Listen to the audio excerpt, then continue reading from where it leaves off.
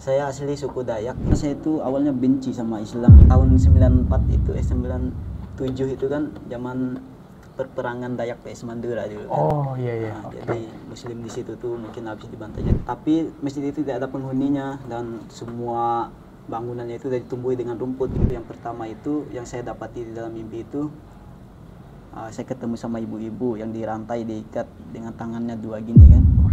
Terus serem banget berarti ya. Kakinya juga dikangkangin gitu. Yang kedua, saya itu melihat gereja bagus sekali, indah, besar gitu.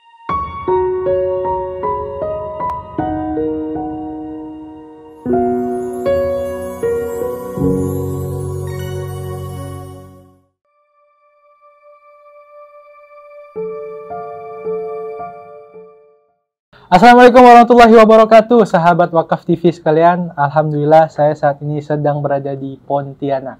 Nah, kali ini dalam keadaan yang luar biasa spesial, kita bertemu dengan salah satu mu'alaf yang berada di Kalimantan Barat. Assalamualaikum Bang Wandi. Waalaikumsalam warahmatullahi wabarakatuh. Gimana kabarnya nih? Alhamdulillah, kabar baik. Alhamdulillah. Bang Wandi, sebelumnya kalau boleh tahu Bang Wandi itu mu'alaf itu berapa tahun yang lalu, Bang? Mungkin 20 tahun yang lalu. 20 tahun. 10 tahun yang lalu. Ya. Tua banget berarti kalau udah 20 tahun yang lalu ya. Oke, Bang Wandi. Sebelumnya boleh perkenalkan Bang nama asli Abang sebelumnya sama setelah Islam. Oke, baik. Bismillahirrahmanirrahim. Perkenalkan, nama saya Wandi Khairullah ya, biasa dipanggil Wandi, dan saya berasal dari Landak ya, Pahuman.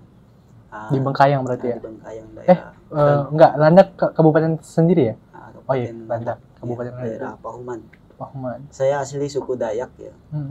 Dan saya seorang mu'alaf. Saya masuk Islam tahun 2015 ya.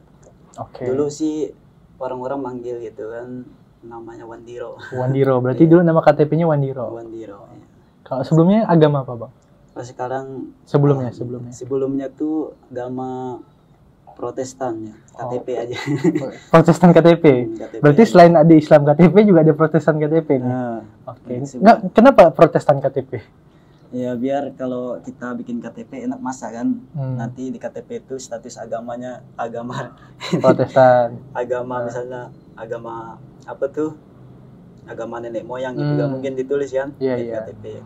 Mungkin hanya dituliskan di KTP itu Kristen Protestan. Tapi pada faktanya ya Kristen Protestan juga enggak ya, berarti beribadah juga enggak.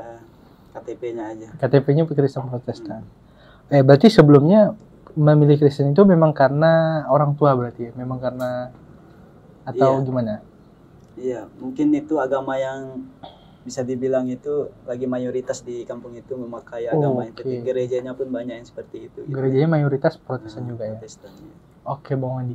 Jadi gimana Bang? Kenapa Abang waktu itu memutuskan untuk masuk Islam pertama kali? Wah, itu panjang ya ceritanya? Panjang banget ceritanya. Ketika saya memutuskan bahwa diri saya menjadi Islam itu berat sekali gitu kan, sebetulnya. Tapi karena keyakinan itu memang sudah namanya hidayah itu sudah datang, tidak bisa lagi di ini kan. Masya Allah. Tapi apa alasan yang paling kuat? Gimana kronologinya Abang itu memutuskan untuk masuk Islam, Bang? Kronologinya yang memperkuat saya masuk Islam. Iya. Awal mulanya Abang bisa mengenal Islam dan sampai pada titik kenapa Abang memutuskan untuk masuk Islam gitu? Awalnya saya itu ya kan di kampung saya itu ada terdapat masjid gitu kan. Masjid itu kebetulan besar. Masjid bukan di kampung saya sih, di tempat lain gitu kan. Tapi masjid itu tidak ada penghuninya dan semua bangunannya itu sudah ditumbuhi dengan rumput gitu kan. Dalamnya tuh udah banyak sejadah yang berserakan dan bekas gigitan tikus gitu kan. Terus saya tuh nanya sama orang kampung di situ tuh karena saya capek pengen istirahat gitu kan. Saya nanya, ini seperti ini. Bang, kata saya tuh, mana si penjaga masjid ini? Udah nggak ada katanya kan. Dulu waktu ini diusir, dibunuh semua muslimnya di sini. Dibunuh? Iya, kan dulu kan zaman tahun 94 itu 97 itu kan zaman perperangan Dayak PS Mandura dulu kan. Oh iya. Nah, jadi Muslim di situ tuh mungkin habis dibantai, jadi masjidnya itu masih utuh, masih bagus, tapi nggak tahu sekarang tuh entah lama lagi gak kesana gitu. Nah di situ awal mulanya saya itu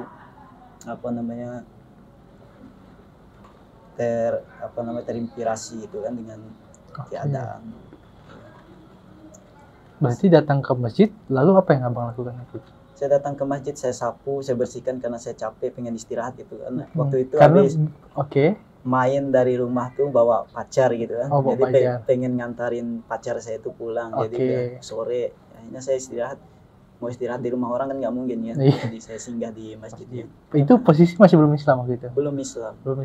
Jadi istirahat di masjid? Nah istirahat, saya bersihkan, saya sapu itu. Sejadah itu yang ini saya gulung kan. Saya jadiin bantal, Al-Quran saya masukin di dalam karung gitu kan. Saya jadiin bantal juga kan. Nah tiba-tiba di situ tuh memang dibilang tidur nggak tidur gitu kan. Kayak masih setengah-setengah tidur aja gitu ya. Tapi motor lewat itu kedengaran. Tiba-tiba mimpi gitu. Mimpi ya. Dari situ awal mulanya saya. Mimpinya itu gimana tuh Bang? Mungkin boleh cerita. Kalau mimpi itu saya kan posisinya tidurnya gini kan, sebelah kanan gitu kan. Itu di masjid ya? Lagi abis nganterin pacar, capek, bersih-bersih dulu masjidnya, istirahat di situ. Istirahat di situ. Nggak sengaja tertidur, terus mimpi gitu ya? Tapi motor tuh kedengaran lewat orang manggil, mungkin kita bisa nyaut gitu kan. Tiba-tiba di depan saya tuh ada orang pakai pakaian serba putih gitu kan. Serba putih, pakai sorban putih, baju putih kan. Pakai tasbih lagi zikir, gak tau lah, saya lupa apa zikirnya itu, pokoknya la ilaha illallah gitu lah. Tak gitu kan. Ya akhirnya ya singkat cerita itu saya tuh diajak jalan-jalan gitu kan. Tapi nggak tahu karena saya itu awalnya benci sama Islam gitu kan. Awalnya benci sama Islam. Benci banget kan, nggak suka. Kalau udah ngidupin TV itu, kalau udah bunyi suara azan tak langsung mati. Alergi saya gitu kan dengan suara azan itu. Ya. Mimpinya ketemu orang putih-putih, diajak jalan tuh Bang. Diajak jalan. Perjalanan itu jauh banget itu, puluhan tahun rasanya kan.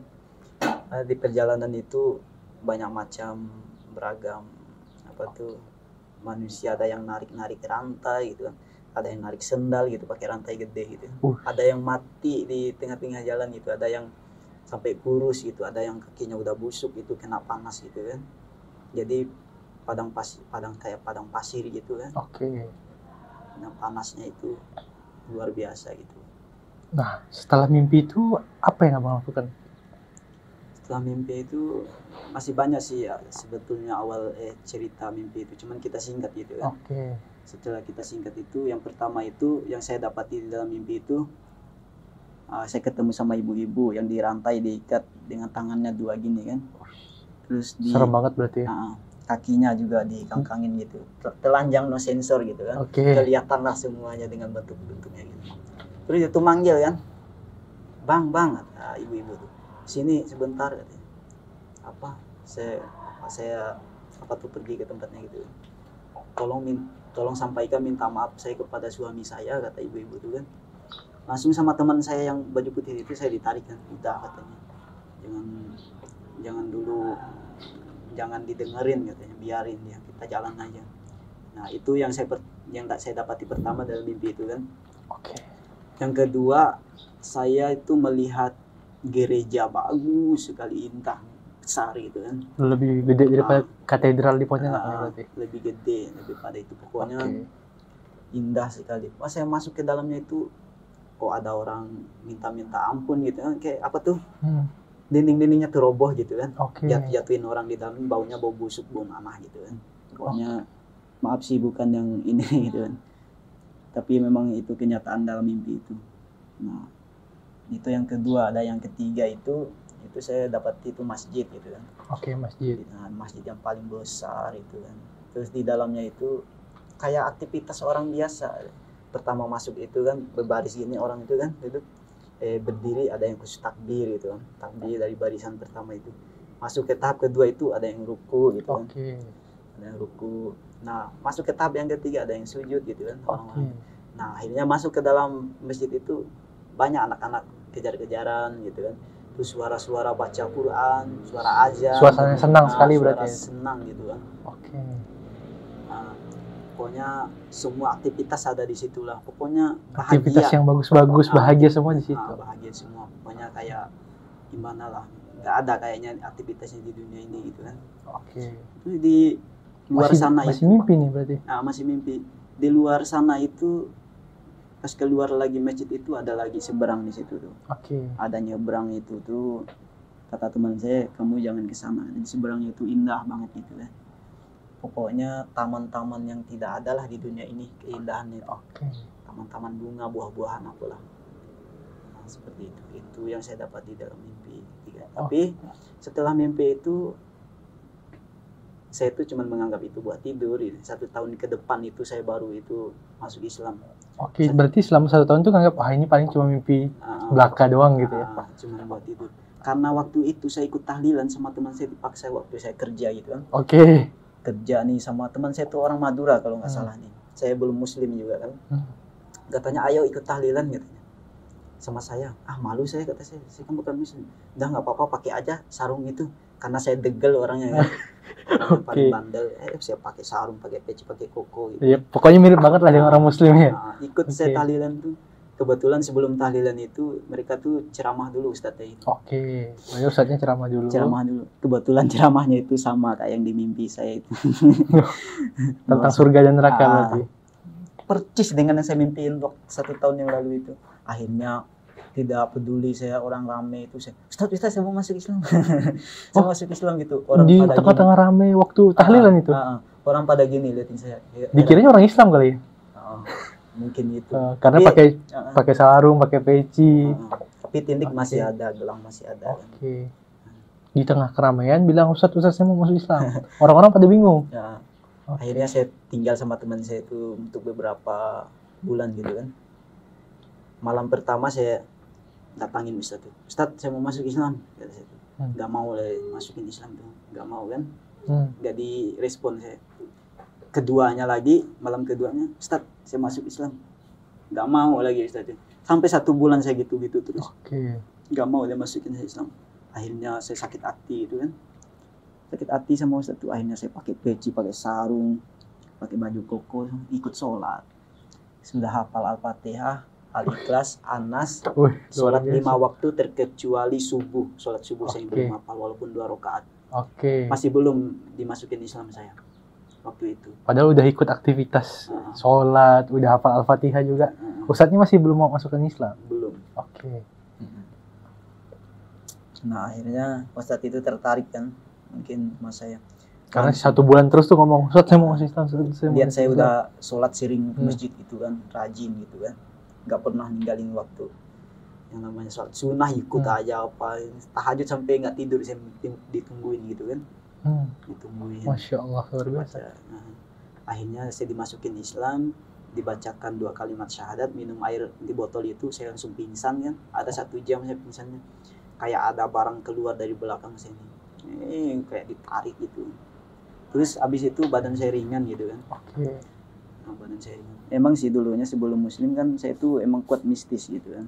Kuat mistis. Mistis itu. Berarti aktivitas kemistisan itu apa aja Bang yang pernah dilakukan?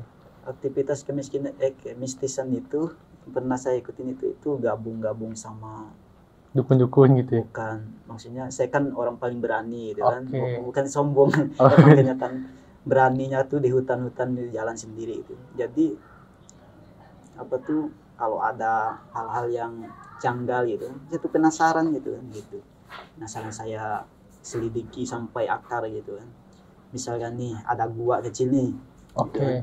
Selidiki nih gini-gini. Terus mau mandi itu ada amalannya, pokoknya semuanya itu pakai amalan gitu kan. Bahkan baca-bacaan yang pernah saya hafalkan dulu itu waktu ini itu ayat Al-Quran semua gitu kan. Wah, itu mistis-mistisnya tuh. Mistis-mistisnya. Bacaan mistisnya malah ayat Al-Quran. Ayat Al-Quran, bismillahnya ada, assalamualaikumnya ada gitu kan. Seperti itu. Tapi apa hal yang paling ini Bang, yang paling menjadikan Abang memilih Islam gitu selain dari mimpi itu? Awalnya kesadaran penuh Abang kenapa memilih agama Islam? Kesadaran penuh Abang karena sudah saya amati Islam itu ternyata Islam itu yang paling agama yang paling indah itu. Selain indah, akhlaknya bagus, dan juga ibadah itu kita itu nyata gitu, dan juga Tuhan itu cuma satu gitu kan. Tapi kan juga ada orang Islam yang tidak sholat gitu bang. Itu abang tak terpancing hal itu. Orang Islam yang seperti itu tidak pernah terpancing kayak gitu. Tidak pernah terpancing. Alhamdulillah mungkin Allah itu memberi saya kemudahan langsung. Bahkan ketika saya mesantren itu bang, demi Allah saya nggak pernah belajar bang. Paling mesantren disuruh kerja gitu kan. Apa tuh kalau udah bikin bangunan apa asrama gitu kan. Asrama laki-laki ataupun perempuan, saya ikut kerja gitu. Ataupun bangunan apalah, nggak pernah saya belajar gitu kan. Nggak pernah belajar, jadi ngabdi gitu. Tapi alhamdulillah sedikit demi sedikit Allah itu kasih saya ilmu sedikit demi sedikit gitu kan. Maksudnya tuh ilmu tentang mengetahui sedikit lah Islam gitu kan, tidak sepenuhnya. Oke Bang Wandi, ketika abang memutuskan masuk Islam dan udah masuk beragama Islam, nah itu gimana respon keluarga bang terhadap abang? Respon keluarga dulu sih ya masih gini, ada provokator gitu kan. Ini keluarga sendiri yang provokator? Keluarga sendiri yang provokator. Jadi kalau ibu saya itu memang mendukung dengan saya itu kan. Tapi waktu acara akad nikah saya kemarin, saya datangin itu semua kan. Paman saya, ibu saya, bapak saya kan. Dan saya datangin tuh. Mereka kan nggak pernah itu, nggak tahu mungkin kan acara-acara Islam gitu. Akad nikah yang secara Islam gitu ya. Saya adakan acara akad Islam secara Islami itu kemarin. Kebetulan saya tuh dipanggil. Ini boleh. Sip. Kebetulan pembacaan ayat suci Quran itu saya gitu. Abang sendiri yang baca ayat Quran, masya Allah. Itu saya buatlah mereka senyaman-nyamannya untuk mendengarkan bacaan saya gitu. Akhirnya mereka itu udah agak netral lah dengan saya gitu. Awalnya menolak tuh bang? Menolak secara langsung sih tidak mungkin. Tapi pernah diusir nggak waktu awal masuk Islam? Dulu waktu pertama saya masuk Islam. Ketahuan itu berarti waktu awal. Ketahuan masuk Islam, diusir. Jadi abang kemana waktu itu? Saya tinggal di masjid 3 hari 3 malam, tidak makan saya. Tidak kurus. Tinggal di masjid saya kaburan, langsung tinggal di masjid daerah mana nih, daerah Peladis kalau Peladis. 3 hari 3 malam nggak makan. Tapi ya, alhamdulillah ada orang baik di sana tuh yang nolong saya gitu kan. Saya diangkat jadi anaknya. Itu perjalanan.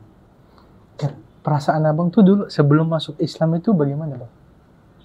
Perasaan sebelum masuk Islam? Dulu sih sebelum masuk Islam ya masalah uang itu banyak. Tapi kan terasa diikuti banyak utang. Udah selesai ini. Kayak diikutin ada banyak masalah gitu kan. Kayak mau berkelahi terus rasanya. Banyak utang gitu kan. Semua orang mau diajak baku hantam berarti itu. Jadi kalau setelah masuk Islam walaupun megang uang 10.000 pun rasanya nikmat, masih tenang gitu. Berarti luar biasa ketika masuk Islam dapat ketenangan gitu ya bang? Ketenangan, luar biasa. Waktu diusir itu berarti 3 hari 3 malam di masjid. Setelah itu pulang lagi bang atau kemana waktu itu? Tidak pernah pulang saya sampai saya. Tidak pernah pulang ke rumah? Tidak pernah saya ketemu orang tua selama berapa tahun. Dari tahun 2015. 2015? Pulang baru kemarin waktu akad. Mau akad. Hampir 10 tahun berarti? Iya, hampir 10 tahun. Tapi orang tua enggak peduli dengan kondisi abang waktu itu, entah mau makan, entah gimana gitu? Tidak.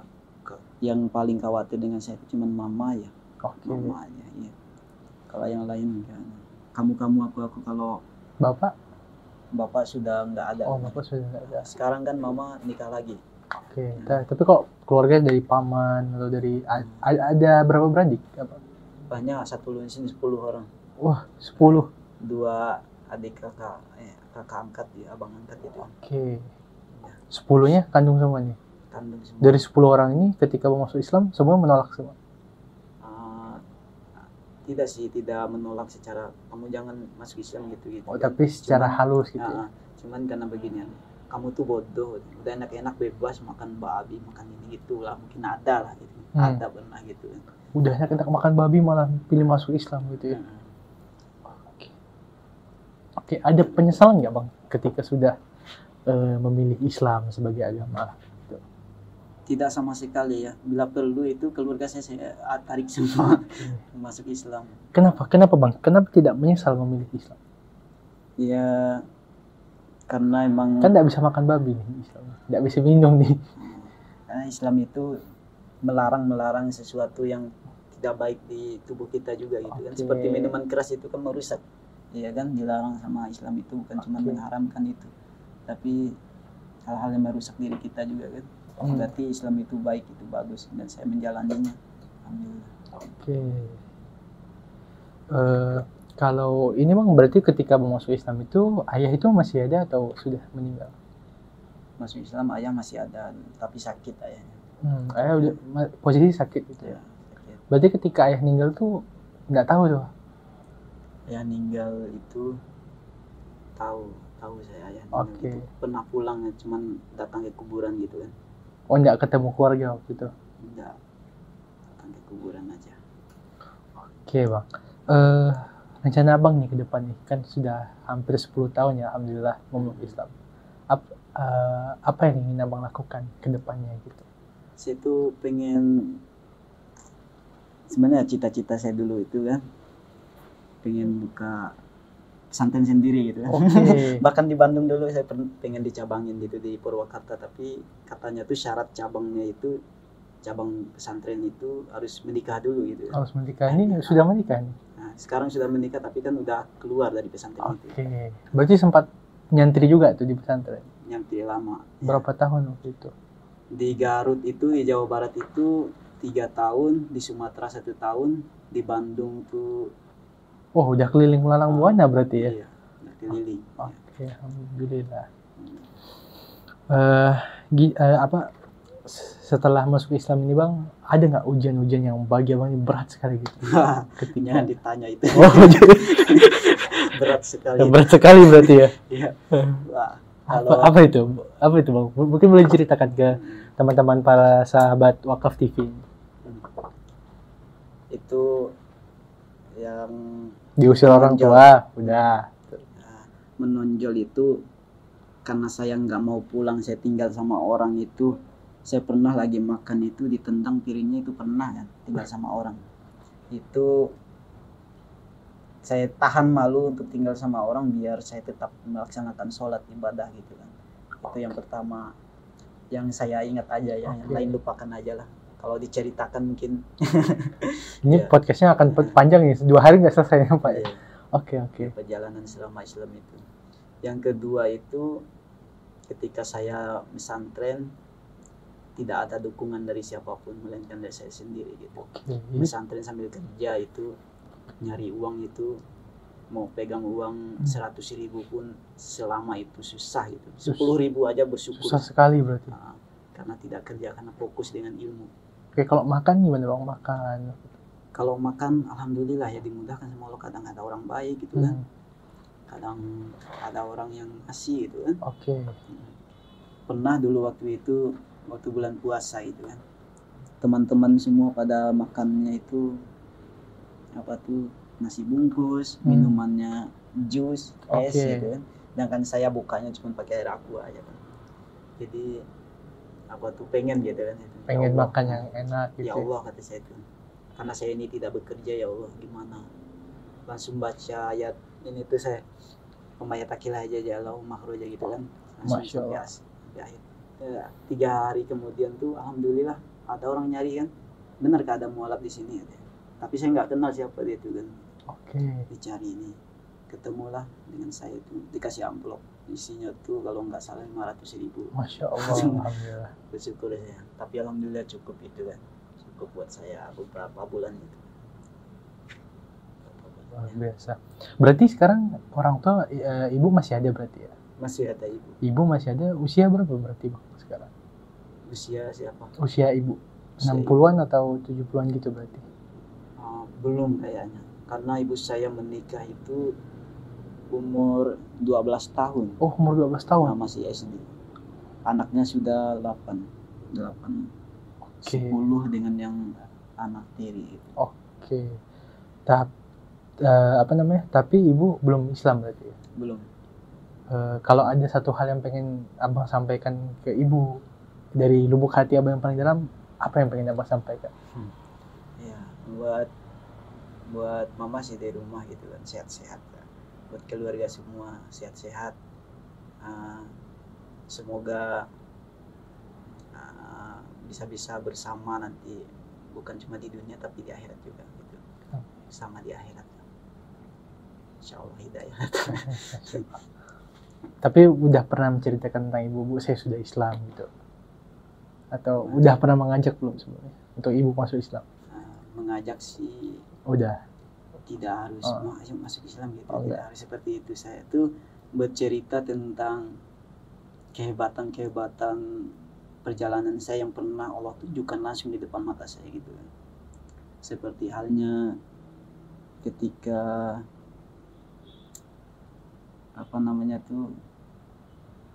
perasaan dan bersosialisasi dengan masyarakat Islam gitu. Karena sebelumnya belum, waktu di kampung kan mayoritas berarti bukan Islam. Bukan Islam. Kalau membedakan gitu kan, Islam dengan non Muslim. Kalau non Muslim itu kan kamu aku gitu kan. Jadi nggak peduli tetangga itu nggak makan gitu. Tapi kalau sesama Islam itu mungkin kasihan gitu ya, langsung kita sedekahi gitu namanya.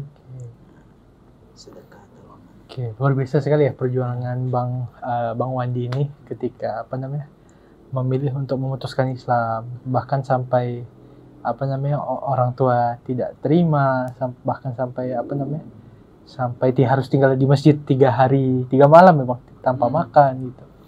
Luar biasa sekali teman-teman sekalian, pemirsa Wakaf TV. Nah ternyata saudara-saudara kita yang mualaf ini penuh perjuangan ketika awal memeluk Islamnya gitu. Nah bahkan alhamdulillah sekarang dulu belum masuk Islam aja sudah sholat 5 waktu di masjid ya.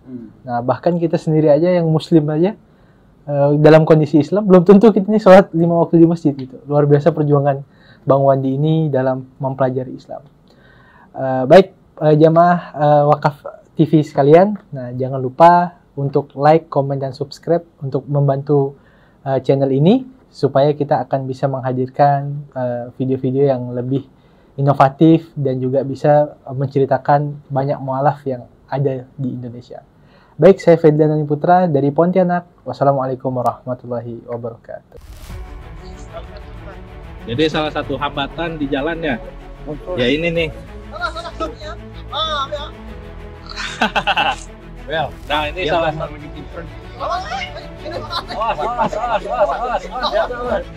Hampir aja nih kawan kita jatuh ke sungai. Jadi memang salah satu hambatan kita itu kalau masuk ke pedalaman ya seperti ini salah satunya. Belum lagi kayu-kayu itu pada muncul dari dasar sungai. Jadi memang perlu kehati-hatian dan tingkat risikonya juga besar ya.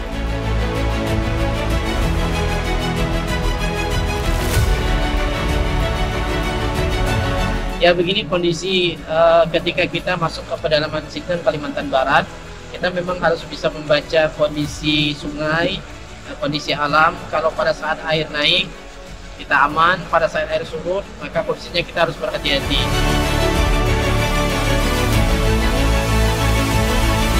Pada siang hari ini kita akan berangkat menuju Desa Mentatai. Dalam perjalanan insya Allah bisa ditempuh nanti bersama dengan tim kurang lebih 6-7 jam. Pada malam hari nanti kita akan bertemu dengan warga umat Islam yang ada di pedalaman Desa Mentatai.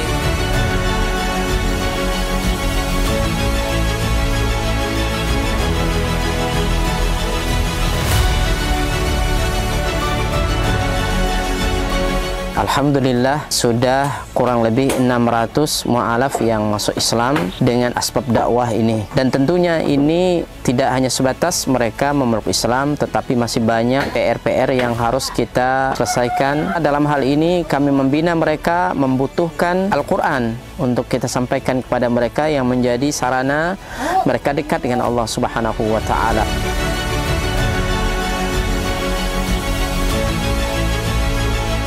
Kami berharap dan mengharapkan bantuan dari seluruh kaum muslimin untuk mensupport dakwah ini dengan berwakaf Al-Quran di Badan Wakaf Al-Quran.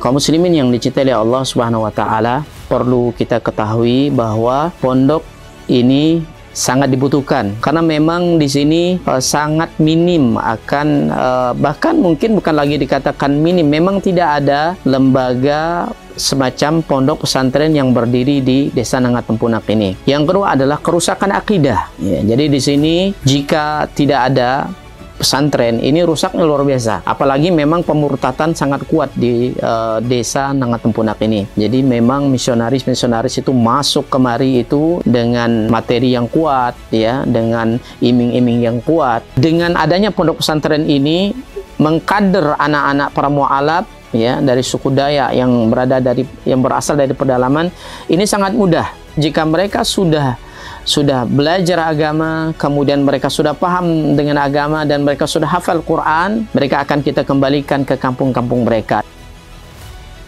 Kita sekarang sambil melihat lahan atau tanah yang akan kita bebaskan untuk pembangunan atau perluasan pondok tahfiz Quran Cahaya Tempunak. Lokasi ini adalah lokasi yang bebas daripada banjir dan luasnya kurang lebih 4 hektar, dan insya Allah di sini nanti akan kita bangun sarana ibadah, kemudian sarana untuk tinggal mukimnya para santri, kemudian aula belajar dan pertemuan para santri.